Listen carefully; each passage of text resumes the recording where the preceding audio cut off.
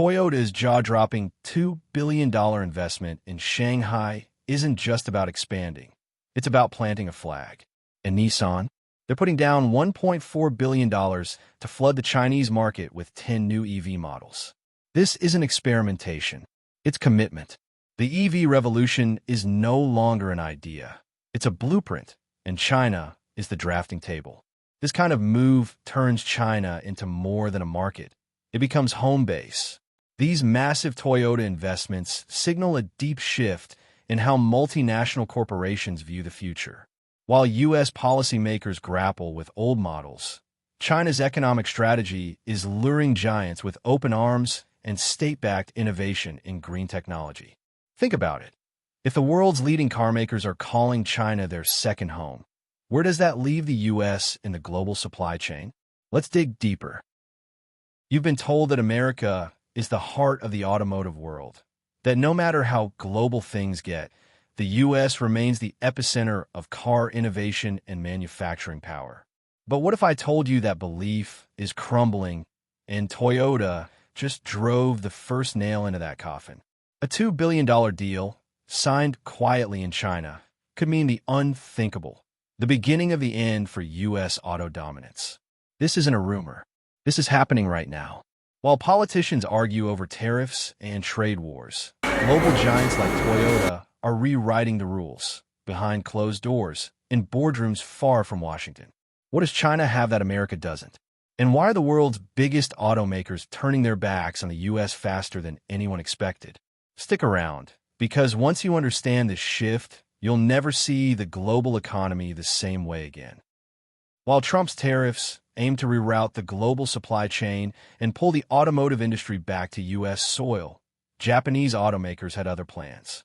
Toyota and Nissan, instead of setting up shop in America, are betting big on China. Why? Because China isn't just making promises, it's delivering massive infrastructure, foreign direct investment incentives, and unmatched support for electric vehicles, EVs. It's like choosing a racetrack where your car already starts halfway to the finish line. And guess what? These multinational corporations are playing to win. This shift reveals a deeper economic strategy, not just business as usual. It's about aligning with the future of green technology, and China is setting the global tone. When companies like Toyota bypass U.S. tariffs, it sends a loud message. Influence isn't dictated by policy, but by opportunity.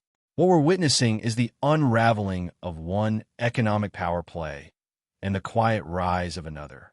Stick around, hit that like button, and subscribe, because what's coming next might just flip your view on global dominance. Trump's goal with tariffs was to bring factories roaring back to the heartland. Instead, the ripple effect sent manufacturers into China's embrace. Toyota, Nissan, and others aren't just making cars. They're rebuilding the supply chain around Beijing, not Detroit. It's like trying to reroute a river with sandbags. The current found a new path, and that current flows straight through Asia. This isn't just about auto parts. It's about reshaping the entire backbone of the global automotive industry. As the U.S. slips from the center of gravity, China steps in with precision. EVs, foreign direct investment, and green manufacturing are just the tools. It's the vision that wins. And while America watches, others act. If you're getting fired up by this shift, hit subscribe, because you're about to see how deep the rabbit hole goes. Take a closer look at what Toyota is really doing in China. It's not just about electric vehicles. It's about aligning with China's climate goals, national development plans, and hydrogen technology. Lexus EVs and high-tech battery plants are just the surface. In Sichuan, Toyota is even diving into hydrogen fuel, blending old automotive mastery with China's futuristic green ambitions. This isn't just another headline. It's a masterclass in long-term vision. While other nations debate, China executes. The fusion of foreign direct investment with environmental targets makes it more than just economic strategy. It's geopolitical chess. And Toyota? They're playing several moves ahead. This shift isn't accidental.